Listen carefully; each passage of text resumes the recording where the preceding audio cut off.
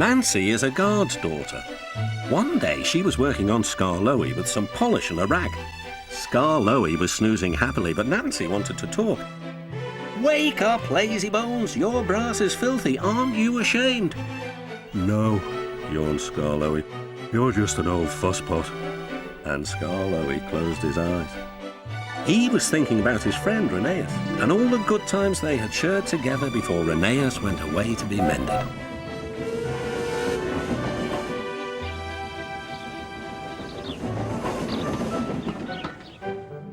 Nancy interrupted again. "Don't you want to look nice for when Rheneas comes home?"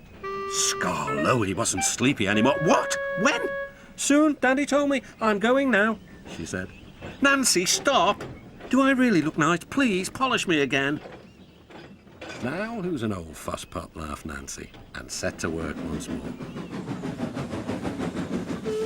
Duncan was jealous. "Aren't you going to polish me too?" "Sorry, not today. I'm going now. I'm helping the refreshment lady this afternoon. We must get the ices ready for the passengers."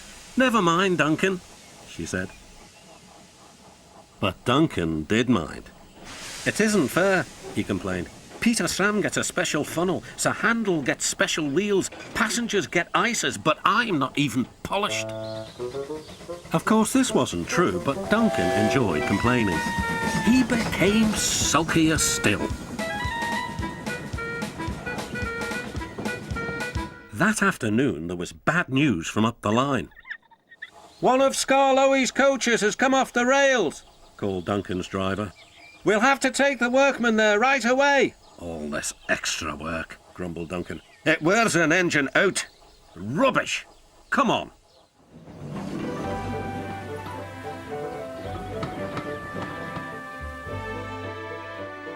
The derailed coach was in the middle of Skarloey's train, so he had gone on to the top station with his front coaches. Duncan shunted the works train into the sidings and left the workmen to sort out the mess. Then he brought the passengers and the rear coaches home.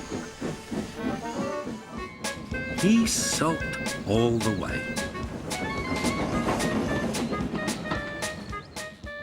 "I get no rest, I get no rest," he muttered.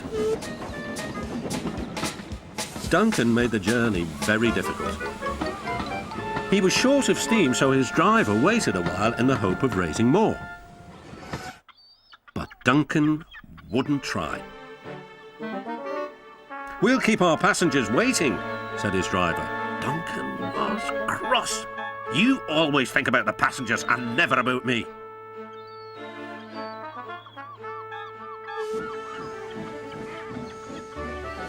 It wasn't long before Duncan built up enough steam to set off again.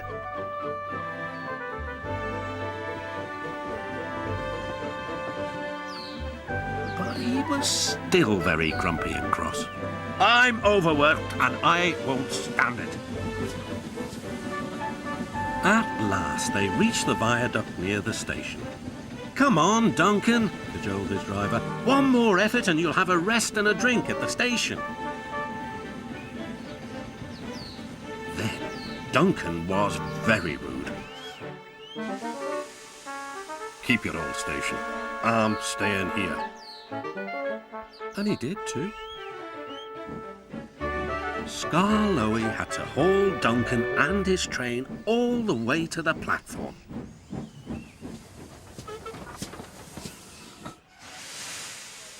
The passengers were furious. They told everyone what a bad railway it was. That night, the fat controller spoke to Duncan. "No passengers means no polish." "No polish means no passengers," Duncan muttered to himself. "He still has a lot to learn, doesn't he?"